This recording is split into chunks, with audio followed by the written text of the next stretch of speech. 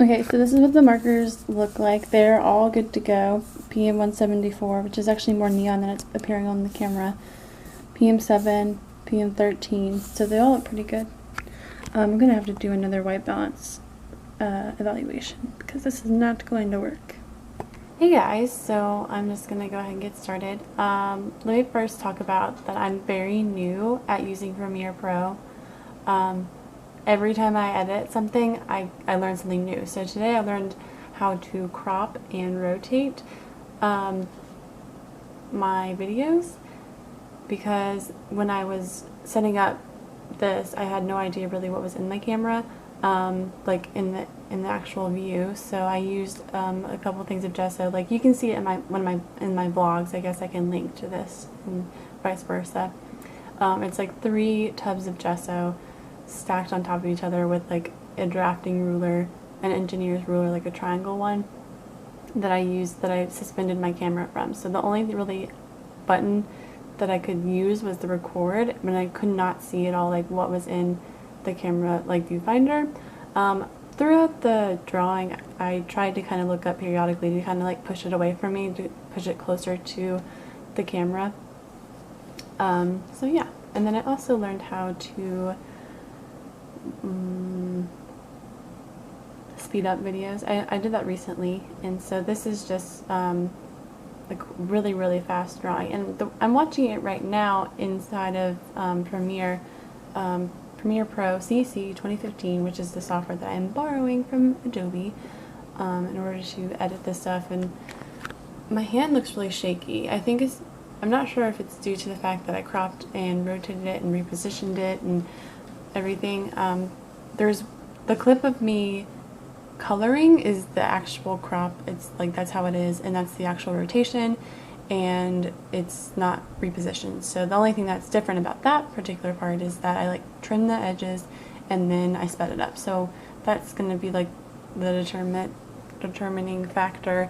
Like it looks like it's my hand is shaky or whatever, but it's really bothering me, and I really hope it doesn't show like that in the actual like after I export this, which is another term that I've more recently used.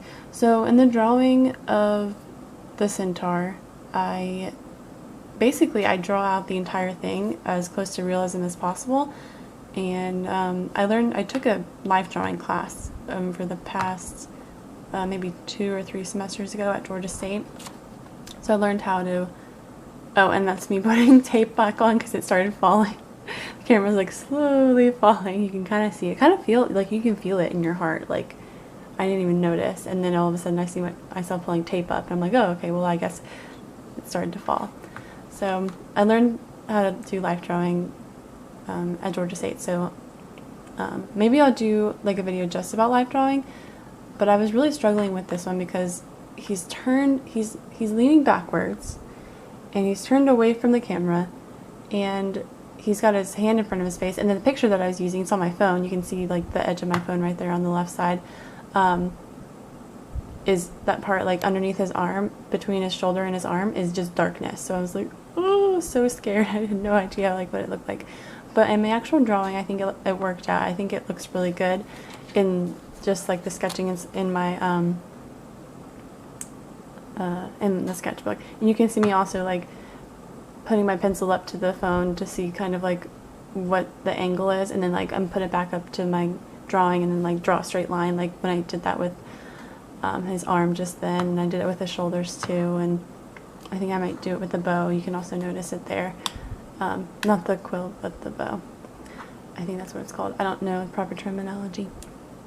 So the hand is, I love drawing hands. Like I used to like hate drawing hands so much, but now I really like drawing hands. And then even people, like I never would have drawn a person ever. Like I am a house drawing kind of person for sure.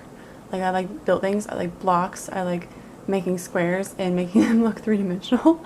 But like drawing people, that's like so much harder. But yeah, like one thing I learned, the easiest thing I think to share about like faces, okay, I'm no good at faces, I'm still no good at that, but like the easiest thing I think when you're drawing a human is not really drawing what you're drawing. So like, don't draw a hand. Don't start, okay, I know what a hand looks like, I'm just going to draw it like this. It's like, I don't know how to explain this right at this second, but it's kind of, you're drawing around those areas and then you kind of just fill it in. So like, I drew like the guy's glove before I even finished drawing his arm, because I knew like the glove was something that I know how to draw. It's like a cylinder. And so, well, it's sort of a skinny cylinder. And so I drew that first, and then I knew that his arm would go into it, because I have better proportional awareness of something like that than I do of like an elbow that's sort of bent and like also kind of like going away from the camera. So like his hand, his right hand is way smaller than his left hand, and his left hand is around his face, but it's also, his elbow's really high and it's also pulling away. So it's just a whole mess that I didn't even like consider when I was picking this drawing. So as I said, this is just in my sketchbook. So I'm using a Sharpie to make all the blocking lines. I don't really know what I call those, but they're more just like the geometric thing, because that's kind of oh, and then that right there, like my camera died, so I had to like let it charge up again. And then actually it was good because my friend came and was getting a painting. I sold a painting to him, and I mentioned like also that's in my blogs. And yeah, so I showed him around my studio, like the building and stuff is really neat. And then it was perfect timing because I came back and got to keep working on this. So, but anyway, so the blocking, so like the kind of the style that I have is sort of human versus geometry, and a lot of times the geometry is the animal. So like I'll have a geometric dinosaur with like a kid climbing a ladder up to his neck or something, and the kid is like in gesture and like very rounded and, you know, gestural, and then like the animal is very structural. So that's kind of like the style that I've been drawing in. So that's why I really like the Centaur, because it's both human and animal. And I also did the same idea in the mermaid. So like the mermaid's tail was geometric, but then her body was human form. So it's fun. And then I had to speed this up 600%, this portion, because this is the hardest part, is the blocking, because you have to make so many decisions. So like you have to simplify something that you've drawn two-dimensionally to make it look three-dimensional, and it's pretty difficult. So that's what this is.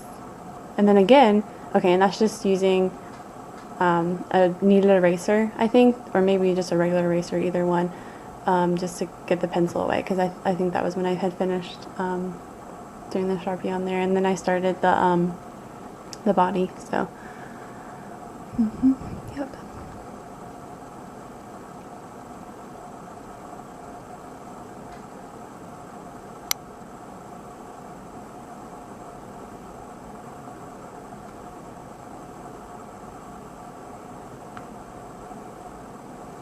So again, I feel bad that you can't really see the bottom. So like whenever I was like drawing out the bottom and stuff, like you do get to see it. Like it's just, there's all that extra space up top where you can see my cutting board. It's like blocking. You could really see a lot more of the gesso container, which you'll see when I actually start marking it, because I didn't edit that. That says sexy Centaur mane is what I had written there, because I was like, what is this hair? I started drawing it and I was like, oh my gosh, it's part of his mane. Like that's a horse mane. So if you were to look at him from behind, he would have like mane all the way down his back. So I just thought that was so funny that the picture that I was using actually had like a full mane. It wasn't like man back, it was like horseback. It was like it's a much better transition, I think, to do that. So that's a little bit more kneaded eraser. And I signed it, and I was just using a brush to brush it off because I like to be fancy. And then this is got all like blurry because I put tracing paper on it, because I'm gonna actually do it on Bristol board. I did it on Canson Bristol. So I put tracing paper on it, taped it down to the sketchbook, and I'm just using a pit pen. That's an M pit pen. I think that just means medium, to trace it all out. And at this point too, like I have the opportunity to make new decisions and change things, and like if there was a line or a block that I didn't like, I can change it there. And then this was just taking forever, so I cut it and then restarted like the video at this point. So this is a more interesting part, because this is, you don't get to make as many decisions, changing your decisions when you're doing the blocking with the pen or the tracing part, but like you get to like, it's kind of unfortunate. I don't like that tracing it over with the pen, because it just even more high, like it just simplifies the figure that much more. Like there's so many lines that are so faint, and I really need those lines. So like doing it directly, drawing directly on watercolor, which is what I normally do, I actually tend to leave the pencil behind, but I didn't have the opportunity. Like there's so few lines on the tracing paper that I just didn't get to. They're lost when you do it on the Bristol, when you trace it like this. So also, this is how I learned how to trace and transfer things. This is what I normally do. It's upside down, I know. And I like turned it at like so many different angles because I didn't know what it was going to be like. But that's just a sheet of graphite paper that normally you put down like the dull side on paper, and whatever it is that you're tracing, you put that on top, and then you draw directly on it with the graphite. But I haven't used Bristol to do a drawing like this, so I didn't know how well it was going to erase, like the graphite, because I still end up changing things again, even when I trace it like a third time, drawn it a third time. So at this point, like you can see me picking up the tracing paper and putting it back down. I was just making sure that all the lines were there. And then, oh my gosh, I made such a mistake at this point. Like, there were so few lines to begin with on the Centaur's body, and then I just used a kneaded eraser and just erased all of them. And like you can barely see it, and I couldn't even see it. And I felt like it was so perfect. I had his face perfect. I spent so much time like doing that chin and neck area initially, and then I erased the whole thing, and then I had to do it all over. And like even trying to like put it down with tracing paper again, you'll see it later maybe. I don't know if I cut that out or not, but I was so upset. So upset. So anyway, so like I have already said a few times, I'm a painter, so I use watercolor. I don't use markers. Like I don't really even have markers. Like the only markers I have are those Prisma colors. Everyone else that does this challenge has, you know, Copics and stuff. Like I've seen like 1 or 2 people use Prismas, but that's just what I've had. That's what I got when I was in architecture school. That was what they recommended. That's what you use when you're doing architectural renderings. Yeah, renderings, drawings. That's two of the same words together. So again, just working on something and you can't see it because it's too far away from the camera, and I'm just using the pen to do it. And I think I actually switched to a smaller pen to actually do the body. I don't normally do that, but you have a lot more leniency when you're doing Bristol board, I find, because it's way softer and more absorbent, or less absorbent maybe, than watercolor. So this is where I had to put it back on and like redo part of his body because I messed up. I messed it up. Yeah. So anyway.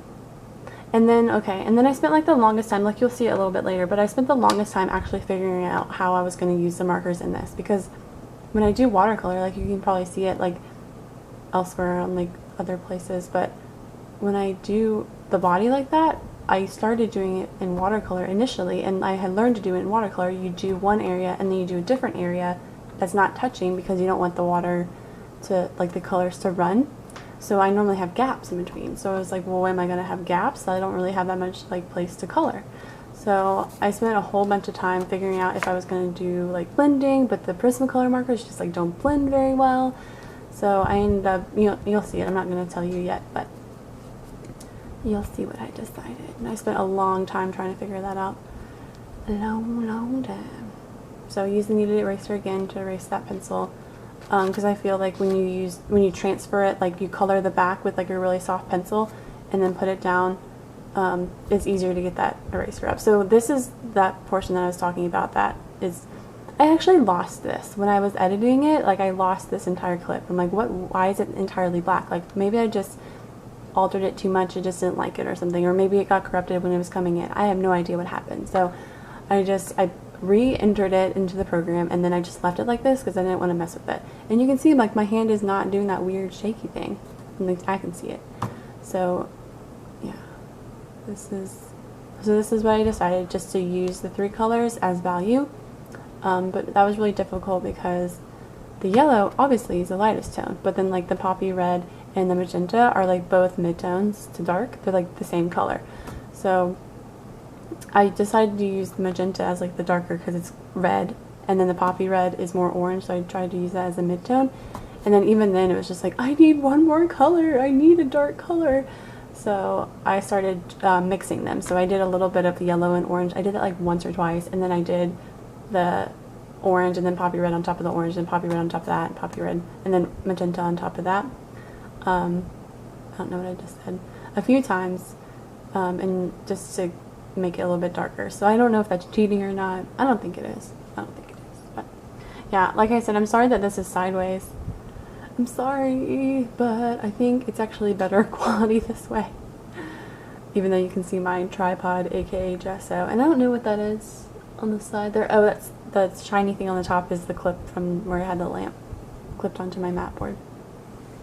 It's not a mat board, it's a cutting mat. That's what it's called. Yeah.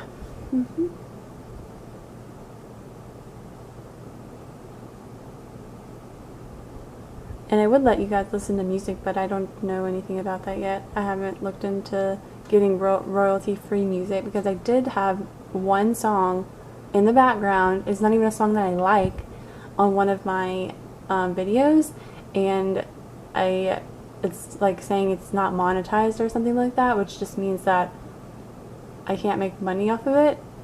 Not like I would. I have like, I don't know, I think I have the most on that one too, which stinks. I have like 39 views on it. And I'm not able to monetize it because a Coldplay song is in it. And it's like, I don't even listen to Coldplay.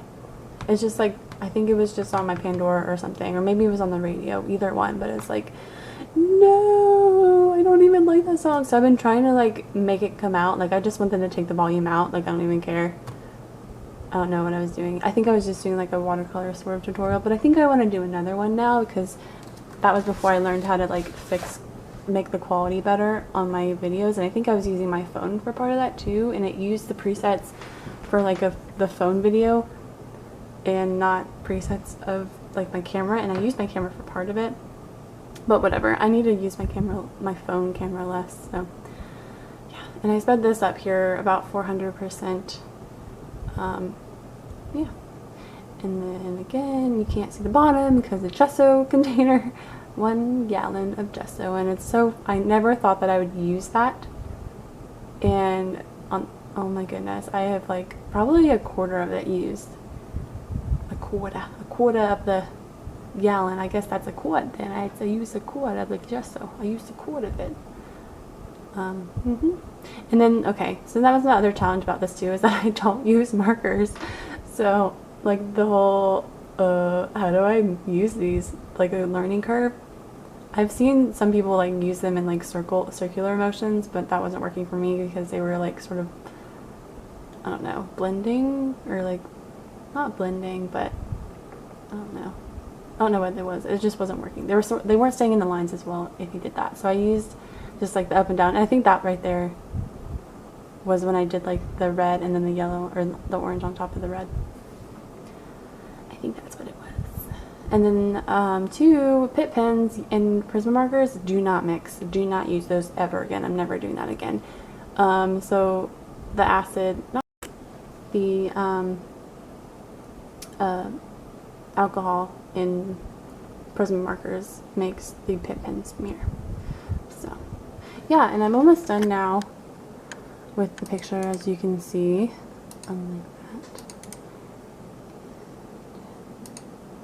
Like the sound there. Okay, so I don't know really if there's much else to say because I am almost done. This was an hour and a half I think it took me to do, and I cut it down to 21 minutes. I'm very proud of myself. And yeah, and I hope you like my opening also. That's my friend Brennan.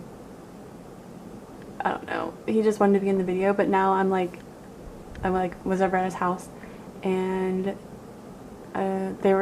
he and John were giving me a hard time. They were actually proud of me. Like, they were like, oh, your videos are funny. So they were being supportive, but also joking. so he wanted to be in the video. So he's not like he hates it or anything. That was where I mixed yellow and orange, and that was a big mistake. Like, ugh, gross. So he did that. And then that last spot right there, I could not figure out what I wanted to do for it.